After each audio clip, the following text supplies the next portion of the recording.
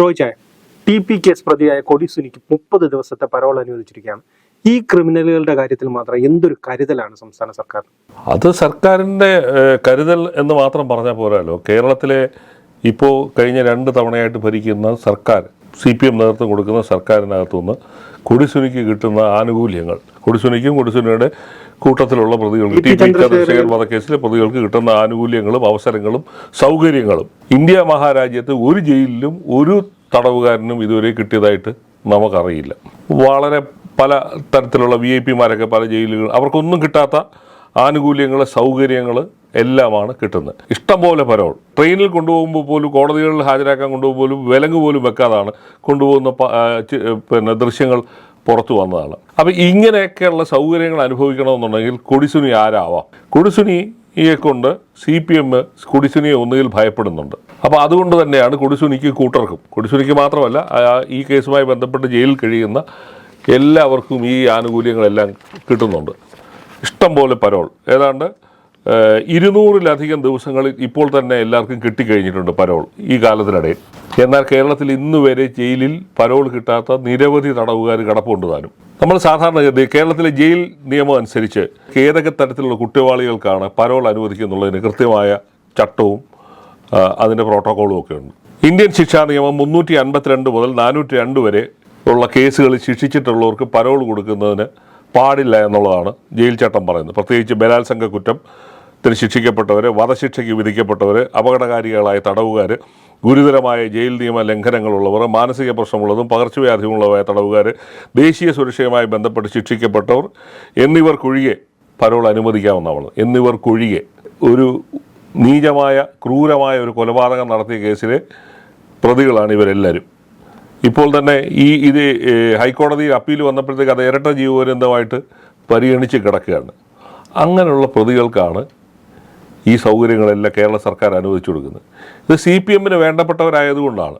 കാരണം CPM organise ചെയ്ത ഒരു കൊലപാതകത്തിനകത്തെ കൊലപാതകികളായ ആൾക്കാരാണ്. അവർക്ക് ഈ വക സൗകര്യങ്ങൾ അനുവദിച്ചില്ലെങ്കിൽ ഉണ്ടാകുന്ന ഭവിഷ്യത്തുകളെക്കുറിച്ച് ഈ സർക്കാരിന് നേതൃത്വം കൊടുക്കുന്നവർക്ക് നല്ല ബോധ്യമുണ്ട്.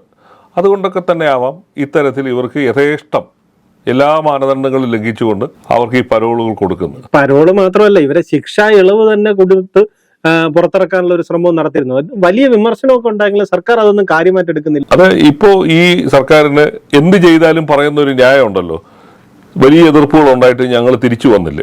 ഈ സർക്കാർ ധരിച്ചു വെച്ചിരിക്കുന്ന, കേന്ദ്രം ഭരിക്കുന്നവരായാലും കേരളം ഭരിക്കുന്നവരായാലും ധരിച്ചു വെച്ചിരിക്കുന്നത് എന്ത് ചെയ്യാനുള്ള ലൈസൻസാണ് ജനവിധിയിലൂടെ കൊടുത്തു എന്നാണ് പറയുന്നത്. അപ്പോൾ അതുകൊണ്ട് ഇവരുടെ തെറ്റുകുറ്റങ്ങളെല്ലാം തന്നെ ഇത്തരത്തിൽ മായ്ക്കപ്പെട്ടു പോവുകയാണ്. അല്ലെങ്കിൽ നിയമവിരുദ്ധമായ കാര്യങ്ങൾ, നിയമത്തിനെതിരായിട്ടുള്ള കാര്യങ്ങളൊക്കെ ചെയ്യുമ്പോൾ പോലും ഈ ന്യായം പറഞ്ഞാണ്. ഇത്രയും എതിർപ്പുകളും മാധ്യമങ്ങളും പ്രതിപക്ഷമൊക്കെ ഉന്നയിച്ചിട്ട് ഞങ്ങൾ അധികാരത്തിൽ തിരിച്ചു വന്നില്ലേ? ശരിയാണ്, അവർ തിരിച്ചു വന്നു തന്നെയാണ്. ജനങ്ങളുടെ വോട്ട് വാങ്ങിച്ചിട്ടാണ്. 99 സീറ്റുണ്ട്. അതെല്ലാം യാഥാർത്ഥ്യമാണ്.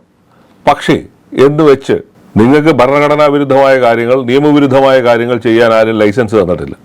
അത് ജനങ്ങൾ അംഗീകരിക്കുന്നുമില്ല. എന്തിനാണ് നമ്മൾ ജയിൽ ശിക്ഷ ഒരു കുറ്റവാളിക്ക് കൊടുക്കുന്നത്?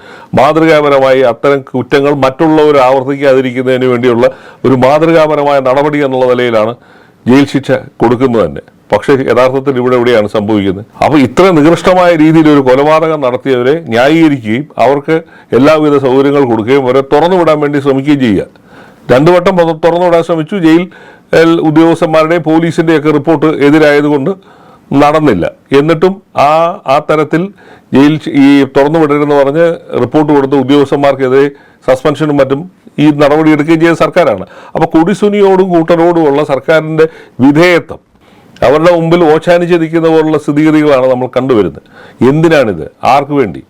ഈ തൊഴിലാളി വർഗങ്ങളുടെ പാർട്ടിയാണെന്ന് അഭിമാനിക്കുന്നവരാണ് ഇത്തരത്തിൽ ഒരു കമ്മ്യൂണിസ്റ്റുകാരനെ തന്നെ കൊന്ന കേസിലെ പ്രതികൾക്ക് ഈ വക സൗകര്യങ്ങൾ ചെയ്ത്. പാർട്ടിയിൽ എല്ലാ കാലത്തും ഇപ്പോഴും പറയുന്നുണ്ട് പാർട്ടിക്ക് ഇതുമായിട്ട് ബന്ധമുണ്ട്. പാർട്ടിക്ക് ഇതുമായിട്ട് ബന്ധമില്ലെങ്കിൽ എന്തിനാണ് ഈ കുറ്റവാളികളെ ഈ തരത്തിൽ സംരക്ഷിക്കേണ്ട ആവശ്യമുണ്ട്? ഇവർ CPM-ന്റെ അനുഭാവികളാണെന്ന് പിണറായി വിജയൻ 2018 നിയമസഭയിൽ ഒരു ചോദ്യത്തിന് മറുപടിയായിട്ട് പറഞ്ഞതാണ്. അനുഭാവികളായിരുന്നു ഈ 12 പ്രധാനപ്പെട്ട കേസിലെ പ്രധാന പ്രതികളെന്ന്. അപ്പോൾ അത് മാത്രമല്ലല്ലോ, അനുഭാവികളോട് തോന്നുന്ന ഒരു കാരുണ്യമോ അല്ലെങ്കിൽ ഒരു സഹാനുഭൂതിയോ ഒന്നും അല്ല ഈ കാണിക്കുന്നത്. ജയിലിൽ കഴിയുന്നതും രാജാക്കന്മാരായിട്ട് തന്നെയാണ്. കാരണം പല കേസുകളിലും കൊട്ടേഷൻ പ്രവർത്തനങ്ങളെല്ലാം നിയന്ത്രിക്കുന്നത് ഈ TP കേസ് പ്രതികൾ ജയിലിൽ കിടന്നാണ്. അതുപോലെ തന്നെ അവരുടെ പ്രവർത്തനത്തെ ചോദ്യം ചെയ്ത ജയിലറെ മർദ്ദിക്കുന്ന സാഹചര്യം വരെ ഉണ്ട്. അത്രയ്ക്ക് രാജാക്കന്മാരായിട്ടാണ്. അതാണ് ഞാൻ ആ റിപ്പോർട്ടിന്റെ തുടക്കത്തിൽ വായിച്ചത്. കിരീടം വെക്കാത്ത രാജാക്കന്മാരായിട്ടാണ് ഇവർ ജയിലിനകത്ത് പെരുമാറുന്നത്. ഈ ജയിലിൽ പണിയെടുക്കുന്നവർക്ക് കൂലി കിട്ടുന്നുണ്ട്. കൊടിസുനി ഒരു ദിവസം പോലും ജോലി ചെയ്യാതെ പണം കൈപ്പറ്റി എന്നുള്ളതും പിന്നെ നിയമസഭയിലോ മറ്റോ അത് പുറത്തു വന്ന വിവരാവകാശം വെച്ച് പുറത്തു വന്നൊരു കാര്യമാണ്. പരോളിൽ പുറത്തിറങ്ങിയ സമയത്ത് ഒരു റിസോർട്ടിൽ വെച്ച് ഒരു ചെറുപ്പക്കാരനെ ഭീഷണിപ്പെടുത്തി എന്നുള്ള കേസുണ്ട്. സ്വർണ്ണക്കടത്തുമായി ബന്ധപ്പെട്ട മറ്റ് കേസുകളൊക്കെ ഉണ്ട്. ഇതെല്ലാ സൗകര്യങ്ങളുണ്ട്. ഇതിനകത്ത് പറയുന്നുണ്ട്, വിയ്യൂർ സെൻട്രൽ ജയിലിൽ കിട്ടിയ വലിയ സൗകര്യങ്ങളാണ്. ജയിലിനുള്ളിരുന്ന കൊട്ടേഷനുകൾ ആസൂത്രണം ചെയ്യാനുള്ള ഫോൺ സൗകര്യം നൽകിയിരുന്നു. പച്ചക്കറിത്തോട്ടത്തിൽ പണിക്കിറങ്ങിയെന്ന വകയിൽ ഓരോ മാസവും 3000 മുതൽ 4000 രൂപ വരെ വരുമാനം ലഭിച്ചു. പക്ഷേ ഒരു ദിവസം പോലും ജോലി ചെയ്തിട്ടില്ല. അപ്പോൾ ആരാണ് കൊടിസുനി? കൊടിസുനി യഥാർത്ഥത്തിൽ കിരീടം വെക്കാത്ത രാജാവ് തന്നെയാണ് ജയിലിനകത്ത്. അയാളുടെ ഇഷ്ടം അനുസരിച്ചാണ്, അയാളാണ് തീരുമാനിക്കുന്നത്, അതിനനുസരിച്ചാണ് നടക്കുന്നത്. ഇവിടെ കേരളം ഭരിക്കുന്ന ആരാണ്? ഈ ഭരിക്കുന്ന സർക്കാർ ഇതൊന്നും അറിയാതിരിക്കുമെന്നില്ല. സർക്കാർ ജയിലിനകത്ത് നടക്കുന്ന കാര്യങ്ങളും പുറത്ത് നടക്കുന്ന ഒക്കെ അറിയാനുള്ള സംവിധാനങ്ങളുണ്ട്. അറിഞ്ഞിട്ടും അറിഞ്ഞില്ല എന്ന് നടിക്കുകയാണ്, ഇല്ലേ?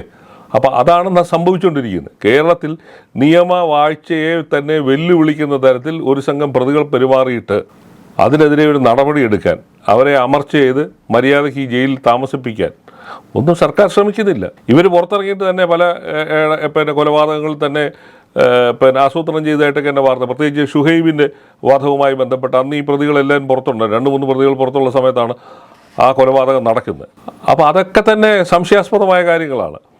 അപ്പോൾ അതെല്ലാം സർക്കാരിൻ്റെ അറിവില്ലാതെ ഇതൊക്കെ നടക്കുമോ? സർക്കാരിൻ്റെ അറിവില്ലാതെ നടക്കത്തില്ല. ഇതെന്താണ് സൂചിപ്പിക്കുന്നത്? സാമാന്യ ജനങ്ങൾക്ക് നീതിന്യായ വ്യവസ്ഥയിലുള്ള വിശ്വാസം നഷ്ടപ്പെടുന്ന രീതിയിലുള്ള പ്രവർത്തനങ്ങളാണ് കണ്ടുകൊണ്ടിരിക്കുന്നത്. അപ്പോൾ ഇത്തരം പ്രതികൾക്ക് പരോൾ കൊടുക്കുന്നതിനുള്ള മാനദണ്ഡങ്ങൾ, നമ്മൾ പറയുന്ന നിയമവ്യവസ്ഥകൾ ഇതെല്ലാം ലംഘിച്ചുകൊണ്ടാണ് ഈ കൊടുക്കുന്നത്. അപ്പോൾ കൊടിസുനിയാണെങ്കിൽ ആയതുകൊണ്ട് നിയമം കൊടിസുനിക്ക് ബാധകമല്ല എന്നുള്ളൊരു സന്ദേശമാണ് പുറത്തേക്ക് കൊടുക്കുന്നത്. അത് ശരിയാണോ ഇല്ലയോ എന്നുള്ളത് ജനങ്ങൾ തീരുമാനിക്കട്ടെ. നീതിന്യായ വ്യവസ്ഥയെക്കുറിച്ച് വിശ്വാസമുള്ള ജനങ്ങളുടെ ഇടയിൽ അത് അവിശ്വാസം സൃഷ്ടിക്കാൻ തന്നെ ഇടയാക്കുന്ന കാര്യങ്ങളാണ്. അപ്പം ഭരിക്കുന്ന പാർട്ടികൾക്ക് നിങ്ങൾക്ക് ജനങ്ങൾ അംഗീകാരം തന്നിരിക്കുന്ന എന്തും ചെയ്യാനുള്ള ലൈസൻസായിട്ട് തെറ്റിദ്ധരിക്കുന്നതിൻ്റെ കുഴപ്പങ്ങളാണ് ഇതെല്ലാം. അങ്ങനെ ആവരുത് എന്നുള്ളതാണ് സാധാരണ ജനങ്ങൾ ആഗ്രഹിക്കുന്നത്.